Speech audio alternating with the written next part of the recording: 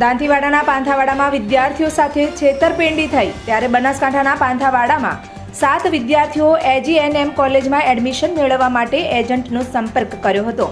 ત્યારબાદ એજન્ટે original document લઈ અવારનવાર પૈસાની માગણી કરી હતી, જેથી વિદ્યાર્થીઓ ભોળવાઈ જઈને એજન્ટને અનેકવાર પૈસા પણ આપ્યા હતા। છતાં પણ કોલેજમાં એડમિશન ન મળતા વિદ્યાર્થીઓએ પોતાના ઓરિજિનલ ડોક્યુમેન્ટ પરત મેળવવા માગણી કરી હતી, તો સામેથી એજન્ટે ધમકીઓ આપી હતી અને ઓરિજિનલ ડોક્યુમેન્ટ પણ પાછા આપ્યા નથી। ત્યારે વિદ્યાર્થીઓએ આક્ષેપ કર્યા છે।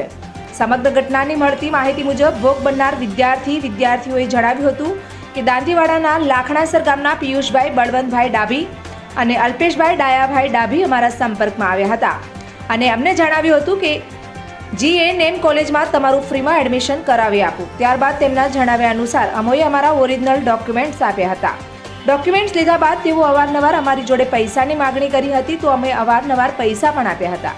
ઘણો સમય વીતવા છતાં અમારું જીએનએમ કોલેજમાં એડમિશન ન થતાં અમોએ અમારા ઓરિજિનલ ડોક્યુમેન્ટ્સ અને પૈસા પરત માંગ્યા હતા। ત્યારે આ બંને વ્યક્તિઓએ અમને ધમકી આપીને કહ્યું હતું કે પૈસા પણ નહીં મળે અને ડોક્યુમેન્ટ્સ પણ નહીં મળે તેવા વિદ્યાર્થીઓ અત્યારેનો આક્ષેપ કરી રહ્યા છે।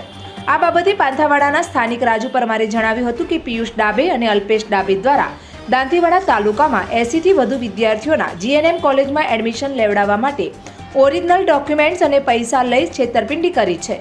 ખરેખર જો પોલીસ દ્વારા કડક તપાસ કરવામાં આવે તો સમગ્ર ભાંડો ફૂટે તેમ છે।